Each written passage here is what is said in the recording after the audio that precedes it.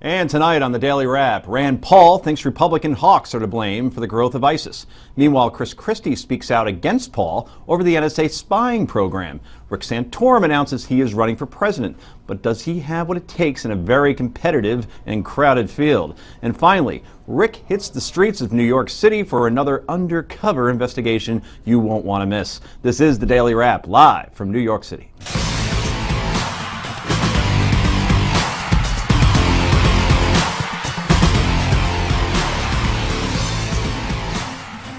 And welcome to the show, everybody. I'm Joe Concha, joined by Sirius XM radio host, Forbes.com columnist, and now man on the street interviewer. Man on the street, and I am a man on the street. Yes, he is. Usually a man in the bar. That is Rick Unger. To his right, Philly attorney and America's pundit. She is Heather Hansen.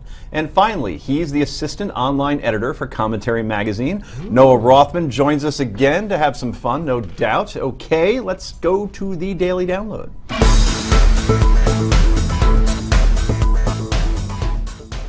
And we begin tonight with the Iraqi fight to take back Ramadi from ISIS and the international blame game on this major setback against the terror army. Today, the Iraqi military, led by Shiite militia, advanced to the outskirts of Ramadi. Just a few days ago, Obama Defense Secretary Ash Carter ruffled some feathers in the Iraqi government when he said Ramadi fell because the Iraqi military didn't have the will to fight. Vice President Biden now attempting to smooth things over with the Iraqi Prime Minister, telling him the U.S. appreciates what he called, quote, the enormous sacrifice and bravery of Iraqi forces, unquote. And speaking of the blame game, Kentucky Senator and 2016 hopeful Rand Paul is pointing his finger at fellow Republicans for the rise of ISIS. ISIS exists and grew stronger because of the hawks in our party who gave arms indiscriminately, and most of those arms were snatched up by ISIS. These hawks also wanted to bomb Assad, which would have made ISIS's job even easier. They created these people. Okay, let's bring in the Executive Vice President for the Center of Security Policy, Jim Hansen. Jim also served in the U.S. Army Special Forces. Jim, thanks for joining us. We appreciate it. It's a pleasure. So, Jim, I know a lot of Republicans are having a big problem with this. Did hawks in the party play a role in the rise of ISIS? I don't think that's a fair, accurate, or even bright statement by Rand Paul. He might want to stick to his libertarian, specialties and deal with the Ed Snowden incident. The bottom line is, whoever was giving arms to people that ISIS got them, it was approved by everybody in the government, from the Obama administration through the Bush administration, and blaming it on Republican hawks is a cop-out and kind of foolish. How come we never hear about a mission accomplished moment in terms of the rise of ISIS when it comes to President Obama or even former Secretary of State Hillary Clinton? In other words, when the decision was made to pull troops out of Iraq, that obviously created a vacuum, and things were relatively calm before that. So how can you go all the way back to the decision in 2003 to go to war when, even though it wasn't, the security afterwards wasn't what we would call exemplary, the surge did correct things where things were relatively calm? So how could Paul, if he expects to win, the nomination, but how can he even make that argument, as you said, in an intelligent fashion when clearly the vacuum was created at 2011 when those troops began to be pulled out? Well, he's pandering. I mean, it's pure politics. If there's someone to listen to on national security and people think it's Rand Paul, I would question their judgment. The bottom line is, you laid it out perfectly. We won the war in Iraq. We beat al-Qaeda in Iraq. We shut down the insurgency. We helped seat a government that represented all of the people of Iraq. And then President Obama decided that he could just end the war, and he lost the peace. We packed our bags. We left. We had no influence, and the bad guys, being ISIS, rolled back in, and the other bad guys, being Iran, rolled back in. Not a mission accomplished there to hang a banner on. Yeah, it's Rick Unger. I actually just had a question I was going to ask, but I got to respond to what you two guys just said because I found it somewhat shocking. First of all, there would be no ISIS, I suspect, today. I mean, I actually take your point about the vacuum created, but let's remember who the commanders of ISIS are, by and large, and they're the very same people that we fired from the Iraqi army when we first went in there. So that's point number one. Point number two, saying that the Shia government that we installed represents all of the Iraqis, that's a bit of a stretch. Now, all that said, I do want to point out something and ask your opinion about what Rand Paul said this morning. Did you find it odd, because I know that I did, that on the one hand he was complaining that all these arms were given to the people who wanted to take out Assad. He complained that we wanted to drop a bomb on Assad, and then he later in the show, minutes later, says, I agree we need to take out Assad. How does he expect to do that if we don't arm somebody to do it? I think I pointed out before, I don't take much national security advice from Rand Paul. He's incoherent on the topic, as you just pointed out. So if you wanted to take out Assad, you had to do something.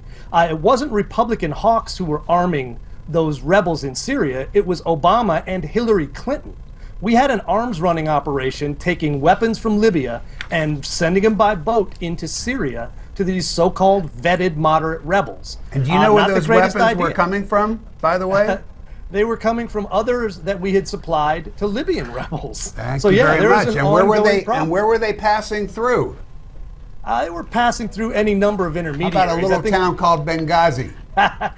True that. That is absolutely correct. Thank you. But back to your point about whether or not the folks running ISIS now are all former Baathists. There are some former Baathists involved in that. There are also an awful lot of Islamist jihadists, and the Baathists and them don't really get along all that well. So they may have helped start ISIS, but they got pushed out pretty quickly once the throat cutters got their Islamist Sharia law game on. So I think right now what you're dealing with is the caliphate, and those guys are pure black flag jihadis. And that'll help be the last word there. Jim Hansen, VP for the Center for Security Policy. Thanks so much for coming on. We appreciate it. It's fun.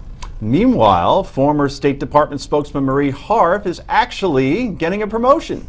She's now Secretary of State, I should say, John Kerry's Senior Advisor for Strategic Communications. Ms. Harf will be advising Kerry on the Iran nuclear negotiations. For those of you who own one, better get that bomb shelter ready and restocked while you can. Anyway, you may remember that Harf, just a few months ago, was sharply criticized by Republicans when she talked to MSNBC's Chris Matthews about the administration's ISIS strategy. We cannot win this war by killing them. We cannot kill our way out of this war. We need, in the longer term, medium and longer term, to go after the root causes that leads people to join these groups, whether it's lack of opportunity for jobs. And you'll never believe this, but the news of her promotion also drew some backlash on the Twitter.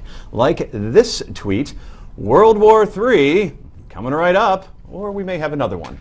My God, incompetence, cluelessness, paltry qualifications equals promotion. Banana Republican mentality. Oh boy. So, our favorite spokesman gets a promotion. It should also be noted that she'll still be keeping her prior position at Kappa Alpha Theta as Rush Chairman and Mixer Coordinator. Rick, should we be talking about a possible 2024 run for Marie Harf? First of all, I know I know it's fun to pick on Marie, and it makes great television to say, oh my God, she's going to be advising John Kerry the negotiations. No, she's not. She's advising on communications, and I think we would all probably strongly suspect she was kicked upstairs. Yeah, I think that's the term for it. She's not going to have anything to do with the bomb negotiations. I would take a promotion up. That's not the worst thing in the world. Yeah, I mean, I think she wanted. Oh, yeah, I think true. she wanted to keep the job. I think John Kirby, the person who got the job over her, actually, she wanted the job that he had before this, which was the spokesperson for the Department of Defense, and he got that job as well. But I don't think it's fair to say that she doesn't have the qualifications. She got her MA at UVA in Foreign Affairs, I believe. She worked for the CIA as one of their main analysts. Does she invoke confidence in you during press conferences? She does not, but I think that part of that is that she presents in a way that is, you know, as you've often said, like a sorority girl, and that's something that, I like Heather standing up for Marie Harf. No, but I do. The thing is, the problem is that I think she's been given bad talking points, and that's consistent with what happens in this administration. Noah? Well, they're both campaign professionals. Her and Jennifer Psaki, who's also was for a State Department spokesperson who got kicked up, but she's now a very visible director of the White House communications team, and she still is, you know, the power of hashtag making dubious pronouncements. She was today on CNN, I believe, where she was discussing the administration's strategy for Iraq, and noted that while they do have to make some changes, which is probably a deviation from message, that they're also still going to move forward with arming, equipping, and training the Iraqi army, which which she also stood by Ash Carter's statement suggesting that they're completely incompetent. So to suggest that these people have a real grasp on their job as communications professionals is a dubious claim. Okay, very good. Well, we wish Miss Harf luck. We're going to miss her, that's for sure. Rick Santorum is running for president, but does he have what it takes to cut through a crowded field? Keep it right there on Newsmax TV.